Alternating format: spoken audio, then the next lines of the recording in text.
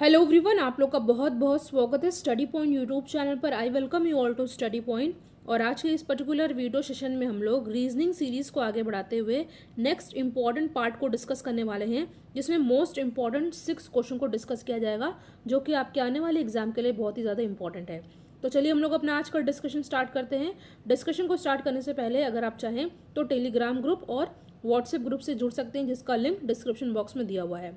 और कुछ बहुत ही इंपॉर्टेंट रीजनिंग के क्वेश्चन का वीडियो का भी लिंक डिस्क्रिप्शन बॉक्स में दिया हुआ है और उनकी प्लेलिस्ट भी बनी हुई है, तो आप उन वीडियोस को ज़रूर देखिएगा। तो चलिए हम लोग अपना आज का डिस्कशन स्टार्ट करते हैं। पहला क्वेश्चन है, दिए गए विकल्पों में से चित्र 3 किससे ठीक उसी प्रकार से संबंधित है जैसे कि चित्र 2 चित्र 1 से संबंधित है। ठीक है, देखिए यहाँ पे 1 2 3 4, देखिए एनालॉजी का क्वेश्चन है। देखिए कभी कभी अल्फ़ाबेट के फॉर्म में होता है ये क्वेश्चन, कभी कभी नंबर के फॉर्म में होता है, बट इस बार ये डायग्राम के फॉर्म में है। ठीक है, फिगर के फॉर्म में है, तो इसको आपको सॉल्व करना है। पहले तो आपको फर्स्ट और 2 को ध्यान से देख करके इसका देखना है कि कैसा इसका पैटर्न फॉलो हो रहा है, इसकी क्या एनालॉजी है। तो देखते हैं हम लोग क्या दिया है। देखिए क्या दे रखा है कि यहाँ पे टोटल, देखिए जिस प्रकार इस चित्र 1 में 4 भागों में से एक भाग, ठीक है 1 2 3 4, 4 भाग टोटल है, जिसमें से एक भाग क्या है यहाँ पे छायांकित यानी कि शेडेड है। ठीक है, तो यहाँ पे हम लोग कैसे इसको लिख लेंगे, इसको हम लोग लिख लेंगे 1/4। 1 क्या है, 1 शेडेड पार्ट को दिखा रहा है, और 4 नंबर ऑफ पार्ट्स कितने हैं 1 2 3 4। ठीक है, यहाँ पे है 1/4। ठीक है, अब हम लोग सेकंड वाले डायग्राम को देखते हैं। इसमें क्या दे रखा है, टोटल कितने पार्ट्स हैं। देखिए 1 2 3 4 5 6 7 8, यानी कि टोटल 8 पार्ट हैं। ठीक है, यहाँ लिख देती हूँ मैं। और कितने पार्ट शेडेड हैं, देखिए शेडेड कितने पार्ट है, मैं कलर चेंज कर रही। शेडेड पार्ट है 1 और 2, यानी कि 2 पार्ट यहाँ पे शेडेड है। अगर अभी इसको हम लोग कैंसिल आउट करते हैं, सिंप्लीफाई करते हैं, तो यहाँ पे क्या आएगा, यहाँ पे आएगा 1/4। यानी कि आपने देखा कि 1/4 ऐसे यहाँ पे किया गया है। कैसे, सिंप्लीफाई करके। अब इसी तरह हम लोग नेक्स्ट डायग्राम में देखेंगे कि कैसे किया गया है, इसको हम लोग देखते हैं। तो इसमें देखिए चित्र जो थर्ड है, इसमें कितने टोटल पार्ट हैं। ठीक है, 1 2 3, टोटल पार्ट कितने 3 हैं, तो हम लोग यहाँ पे लिख लेते हैं नीचे डिनोमिनेटर में 3। और कितने पार्ट शेडेड हैं, आपको दिख रहा होगा 1 2, 2 पार्ट शेडेड है, यानी कि यहाँ पे 1/4 और 1/4 का था। ठीक है, अब इसमें हम लोग देखते हैं ये वाले में 2/3 का है। अब जिसका हमें आंसर देखना है उसे हम लोग सॉल्व करते हैं कि क्या होगा।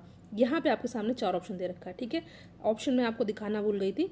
तो यहाँ पे आपने देखा, यहाँ पे था 1/4 एंड यहाँ पे क्या था 2/3। अब सेम यहाँ पे हमें 2/3 लाना है, तो 2/3 लाने के लिए हमें क्या करना होगा, देखते हैं। देखिए अगर हम लोग बी वाले डायग्राम को देखते हैं, यहाँ पे टोटल कितने पार्ट हैं 1 2 3 4 5 6। ठीक है, यहाँ पे हम लोग डिनोमिनेटर में टोटल जितने पार्ट हैं वहाँ पर 6 लिख लेते हैं। और अब देखते हैं कितने पार्ट शेडेड है। शेडेड पार्ट कितने हैं 1 2 एंड 3। ठीक है, एंड 4। ठीक है, शेडेड पार्ट कितने हैं 4 हैं, आपको दिख रहा होगा 1 2 3 4, यानी कि ऊपर हो जाएगा यहाँ पे कितना 4। ठीक है, आई होप आपको ये समझ में आ गया होगा। अब अगर इसको हम लोग सिंप्लीफाई करते हैं तो 2 2 एंड 2 3, यानी कि यहाँ पे भी 2/3 आ गया है, यानी कि हमें यहाँ पे अपना आंसर मिल गया, जो कि आंसर है ऑप्शन बी। आई होप ये क्वेश्चन आपको बहुत ही अच्छे से समझ में आ गया होगा। अब हम लोग नेक्स्ट क्वेश्चन पर आते हैं। ठीक है, नेक्स्ट क्वेश्चन भी एनालॉजी का ही है, मगर ये डिजिट के फॉर्म में है। दिए गए विकल्पों में से संबंधित संख्या को चुनिए। ठीक है, जिस प्रकार 6 का रिलेशन 210 है, उसी प्रकार 8 का यहाँ पे क्या होगा। सबसे पहले हमें पता लगाना है कि 6:2 1 10 ये कैसे आया। देखिए अगर हम लोग ध्यान से देखते हैं यहाँ पे, तो क्या आता है, यहाँ पे अगर हम लोग 6 का, डायरेक्ट मैं आपको बता देती हूँ, 6 का अगर हम लोग यहाँ पे क्यूब करते हैं, ठीक है, तो आंसर हमारा क्या आएगा, हमारा आंसर क्या आएगा 216, यानी कि 216। ठीक है, 6 × 6 36, 36 × 6 216, बट यहाँ पे क्या है 210। चलिए हम लोग यहाँ पे अगर हम लोग 6 से माइनस कर देते हैं, ठीक है 6 माइनस कर देते हैं, तो हमारा क्या आ जाएगा 210, जो कि ऑप्शन यहाँ पे हमारा दिख रहा है। बट क्या ये पैटर्न नेक्स्ट वालों में फॉलो हो रहा है या नहीं, ये हम लोग चेक करते हैं। तो पहले हम लोगों ने क्या किया था, क्यूब किया था, तो हम लोग 8 का क्यूब कर देते हैं। तो 8 का क्यूब करने पे क्या आएगा, 8 8 64, 64 × 8 512। ठीक है, बट आपको यहाँ पे 6 नहीं माइनस करना है, यहाँ पे आपको 8 माइनस करना है, ठीक है। जो क्यूब कर रहे हैं उसी को ही माइनस करना है। तो 512 में 8 माइनस करते हैं हम लोग, तो क्या आ जाएगा हमारा 504। किस ऑप्शन में आपको दिख रहा है? ऑप्शन बी में। आई थिंक आपको साफ साफ दिख रहा है। क्या हम लोगों ने किया है, ध्यान दीजिएगा। हम लोग ने 6 का क्यूब करके 6 माइनस किया, ठीक है। 6 का क्यूब करके 6 माइनस किया, उसी तरह यहाँ पे 8 का क्यूब करके 8 माइनस किया, ठीक है। अब हम लोग नेक्स्ट क्वेश्चन पे आते हैं। देखिए, अगर वीडियो आपके लिए हेल्पफुल हो तो वीडियो को आप लोग लाइक ज़रूर कीजिएगा, और रीजनिंग के लिए अलग और मैथ्स के लिए अलग चैनल बनाया है जिसका लिंक डिस्क्रिप्शन बॉक्स में है। अगर आप चाहें तो उस चैनल को भी सब्सक्राइब कर सकते हैं, ठीक है। अगला इंपॉर्टेंट क्वेश्चन है, most important question of the video. Question है 222 पेज की एक पुस्तक की पेज संख्या लिखने के लिए कितने अंकों की आवश्यकता होगी? क्वेश्चन पहले आप ध्यान से पढ़िए। 222 पेज की एक पुस्तक की पेज संख्या लिखने के लिए कितने अंकों की आवश्यकता होगी? आपके सामने 4 ऑप्शन दे रखा है। इस क्वेश्चन को आप थोड़ा ध्यान से देखिएगा, थोड़ा इसमें टाइम लगेगा समझाने में। देखिए, पहली बात तो अगर हम लोग 1 से 9 पेज संख्या की बात करेंगे तो कितने हमको चाहिए होंगे, कितने अंक? तो यहाँ पे 9 ही होगा, ठीक है। इसमें आपको कुछ समझाने की जरूरत नहीं है, ये ऑब्वियस सी बात है, ठीक है। बट अगर हम लोग देखते हैं 10 से लेकर आगे 99 पेज की तरफ हम लोग बढ़ते हैं तो हमें कितने अंक की ज़रूरत होगी? तो देखिए, इसके लिए हम लोग क्या करेंगे, 99 में से 9 माइनस करेंगे। 9 क्यों? क्योंकि यहाँ पे हम लोग 10 इसलिए नहीं घटाया गया क्योंकि 10 को हम लोग ले रहे हैं, ठीक है। 10 को तो हम लोग ले ही रहे हैं, इसलिए हम लोग 9 माइनस किया, और यहाँ पे क्या आ जाएगा 90, ठीक है। मगर यहाँ पे 90 आया, यहाँ पे स्किप नहीं कर देना, छोड़ नहीं देना। यहाँ पे आपको अभी हम लोग 1 अंकों का देख लिए थे, अब हम लोग 2 अंकों की बात कर रहे हैं। तो 1 अंकों में हम लोग 1 से मल्टीप्लाई किया था, तो 2 अंकों में हम लोग 2 से मल्टीप्लाई करेंगे। तो जब 1 से हम लोग ने किया था तो हमारा अंकों की संख्या कितनी आई थी? 9 आई थी। अब 2 अंकों के लिए हमारी क्या आ रही है? 90 × 2 180 आ रही है। इसी तरह हम लोग 3 अंकों का निकालेंगे, ठीक है। 3 अंकों को निकालने के लिए हम लोग क्या जाएंगे, 100 से लेकर के हम लोग 222 तक जाएंगे। अब अभी नहीं, ऐसे नहीं होगा। जैसा कि मैंने 1 2 3 में बताया, इसमें हम लोग 2 में से माइनस कर देंगे, क्या बताइए? माइनस करेंगे 99। क्यों? क्योंकि 100 को तो हम काउंट कर ही रहे हैं, इसलिए हम लोग 99 माइनस करेंगे। तो 222 में अगर हम लोग 99 माइनस कर देंगे तो हमारा आंसर क्या आ जाएगा? 1 2 3। बट यहाँ पे बात हो रही 3 अंकों की, तो इसलिए हम लोग यहाँ पे 3 से मल्टीप्लाई करेंगे, और जब हम लोग 3 से मल्टीप्लाई करेंगे तो हमारा आएगा 369। अब यहाँ पे हमारा काम समाप्त नहीं होता, हम लोग को क्या करना है, अब तीनों जो अंक आए हैं उसको हम लोग ऐड कर देंगे। एक अंकों के लिए जब हम लोग निकाला था पेज संख्या के लिए तो 9 आया था। दूसरे वाले को हमने किया 2 अंकों के लिए किया था तो 180 आया था, और जब 3 अंकों के लिए किया था तो हमारा आंसर क्या था? 369, ठीक है। एक सेकेंड, यहाँ पे हम लोग लिख लेते हैं पहले 3 अंकों का, 369 देन 180 देन 9। अब हम लोग उसको कर देंगे प्लस, तो प्लस हम लोग कर देंगे तो हमारा आंसर क्या आ जाएगा? 558, ठीक है। 558 आ जाएगा हमारा आंसर, जो कि हमारा ऑप्शन डी में साफ साफ दिख रहा है। अगर आपको क्वेश्चन नहीं समझ में आया होगा तो आप लोग कमेंट सेक्शन में बता सकते हैं, और अगर फिर भी ना है तो आप लोग एक बार वीडियो को थोड़ा पीछे करके देखिएगा, आपको अच्छे समझ में आ जाएगा। आसान प्रश्न है ये। अब हम लोग अपने नेक्स्ट क्वेश्चन पर आते हैं। क्वेश्चन क्या है हमारे सामने, कितने समय में एक बंदर यानी कि एक मंकी 60 फीट लंबे पेड़ के शीर्ष को छू लेगा यदि वह 1 सेकंड में 3 फीट चढ़ता है और तुरंत 2 फीट नीचे गिर जाता है, ठीक है। ध्यान दीजिएगा, क्वेश्चन पहले आपको फिर से पढ़ना है क्योंकि इस तरह का क्वेश्चन बंदर वाला ज़रूर पूछा जाता है।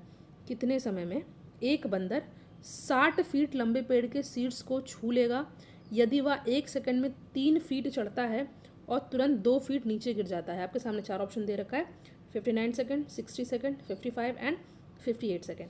तो चलिए इस क्वेश्चन को हम लोग सॉल्व करते हैं। बहुत ध्यान से देखिएगा, कई बार इस तरह का क्वेश्चन पूछा गया है। क्या करना है हमको, देखिए सबसे पहले आप देखिएगा कि 1 सेकंड में कितना वो चढ़ रहा है। 1 सेकंड में वो जो है 3 फीट चढ़ता है और तुरंत 2 फीट नीचे भी गिर जाता है। तो यानी कि 3 फीट चढ़ा और 2 फीट गिर गया, तो 1 ही फीट तो चढ़ा वो, नहीं समझे? देखिए, अगर 1 सेकंड में वो 3 फीट चढ़ रहा है और 2 फीट गिर भी जा रहा है तो 3 - 2 1 फीट। तो इसका मतलब ये नहीं कि 60 सेकंड में 60 फीट चढ़ेगा, ऐसे नहीं होगा ये। बस अभी आपको समझने के लिए मैंने बताया कि 1 सेकंड में 3 सेकंड चढ़ रहा है और 2 फीट 3 फीट चढ़ रहा है, 2 फीट गिर रहा है, तो 1 फीट 1 सेकंड में चढ़ा। इसी तरह हम लोग अगर आ जाएंगे 57 तक, तो देखिए 57 सेकंड में 57 फीट तक चढ़ेगा। ठीक है, पहले के कॉन्सेप्ट से। ठीक है, 57 सेकंड में 57 फीट चढ़ेगा। मगर अब जब हमारा 58वां सेकंड आएगा, 58वां सेकंड आएगा तो 3 फीट चढ़ रहा है, यानी कि 1 सेकंड अगर बढ़ा है तो 3 फीट भी बढ़ेगा। तो अगर 57 सेकंड में 57 फीट वो चढ़ रहा था, तो 58 में सेकंड में, यानी कि 1 सेकंड में 3 बढ़ जाएगा, यानी कि 58, 59 एंड 60। मगर ध्यान दीजिएगा, वो जो है 2 गिर भी रहा है, तो 2 गिर गया ना, क्योंकि हर 1 सेकंड में वो 3 फीट चढ़ रहा है और 2 फीट गिर जा रहा है, तो यहाँ 58। ठीक है, तो यही हमारा हो जाएगा सही आंसर। ठीक है, तो कितने समय में? 58 सेकंड में। ठीक है, 58 सेकंड में वो 60 फीट लंबे पे चढ़ पाएगा। तो यहाँ पे हमारा 58 हो जाएगा सही आंसर। आई होप ये इंपॉर्टेंट क्वेश्चन आपको बहुत ही अच्छे से समझ में आ गया। वीडियो को लाइक एंड शेयर आप लोग ज़रूर कीजिएगा। अगला क्वेश्चन है आपके सामने। 3 घंटियाँ क्रमशः 9, 12 और 15 मिनट के अंतराल पर बजती हैं। 6 बजे पूर्वाह्न, 7 बजने के पश्चात वे तीनों एक साथ फिर कब बजेंगी? 9 बजे, 6:30, 10 या 7। इस तरह का क्वेश्चन करने के लिए बहुत ही सिंपल है, बहुत ही आसान है, बेसिक क्वेश्चन है। एक क्वेश्चन ज़रूर पूछा जाता है, तो इसको हम लोग सिंपल एलसीएम से करेंगे। ठीक है, 3 घंटे क्रमशः 9, 12, 15 मिनट के अंतराल पर बजती हैं। 6 बजे पूर्वाह्न, 7 बजने के पश्चात वे तीनों एक साथ फिर कब बजेंगी? सबसे पहले हमें क्या करना है? सिंपल हम लोग को 9, 12 और 15, 9, 12 और 15 एलसीएम निकाल लेना। एलसीएम निकालना आई होप आप लोग को आता होगा, सिंपल है। इसका एलसीएम हमारा आ जाएगा 180 मिनट। ठीक है, 180 मिनट। बट ध्यान दीजिएगा, यहाँ पे बात हो रही है आर की, यानी कि घंटे की, तो इसको हम लोग मिनट को घंटे में बदल लेंगे। तो घंटे में बदलने के लिए हम लोग 60 से डिवाइड कर देंगे, तो यहाँ पे हमारा आ जाएगा 3 घंटे। ठीक, 3 घंटे। अब 6 बजे पूर्व 7 बजने के पश्चात वे तीनों एक साथ फिर कब बजेंगी? यानी कि 6 बजने 7 वो बजती हैं, 6 बजे 7 बजती हैं, तो 3 घंटे उसमें ऐड कर देंगे, तो 6 + 3, तो ये हमारा क्या आ जाएगा? 9 घंटे। तो ठीक है, 9 बजे। सिंपल आपको क्या करना था? सिंपल आपको बस 9, 12, 15 का एलसीएम लेना था, और एलसीएम लेने के बाद हमारा 180 मिनट आया था। इस मिनट को 180 मिनट को हम लोग को जो है आर में चेंज कर लेना था। काट पीट के यहाँ पे आ जाएगा 3 घंटे। तो 6 बजे हो रहा था, 6 बजे हम लोग 3 घंटे ऐड कर देंगे, तो 9 बज जाएगा। ठीक है, तो यहाँ पे हमारा ऑप्शन ए हो जाएगा सही आंसर। चलिए हम लोग नेक्स्ट क्वेश्चन पर आते हैं, और आज का हमारा ये लास्ट क्वेश्चन है, मोस्ट इंपॉर्टेंट क्वेश्चन, और सभी क्वेश्चन ऐसे हैं जो कि एग्जाम में पूछे गए। कक्षा की एक पंक्ति में बैठे विद्यार्थियों की गणना करते समय पर पता चलता है कि सुधाकर शीर्ष से 29वें तथा अंत से 18वें स्थान पर बैठा है, तो 88 विद्यार्थियों की कक्षा में उस दिन कितने विद्यार्थी विद्यालय नहीं आए थे? पहली बात तो आपको क्वेश्चन एक बार फिर से ध्यान से पढ़ना है। देखिए, सीटिंग अरेंजमेंट का ये क्वेश्चन है। कक्षा की एक पंक्ति में बैठे विद्यार्थियों की गणना करने पर पता चल रहा है कि सुधाकर शीर्ष से, यानी कि ऊपर से 29वें पर है। ठीक है, और तथा अंत से 18वें पर है, अंत से 18वें पे है, सॉरी यहाँ पे 18 हो जाएगा, 18 पर है। तो टोटल विद्यार्थियों की कक्षा कितने, टोटल विद्यार्थी कितने हैं? 88 विद्यार्थियों की कक्षा, यानी कि क्लास में नंबर ऑफ स्टूडेंट टोटल कितने हैं? नॉर्मली उस दिन नहीं, मतलब टोटल बच्चे कितने हैं? 88 हैं। तो उस दिन कितने विद्यार्थी विद्यालय नहीं आए थे?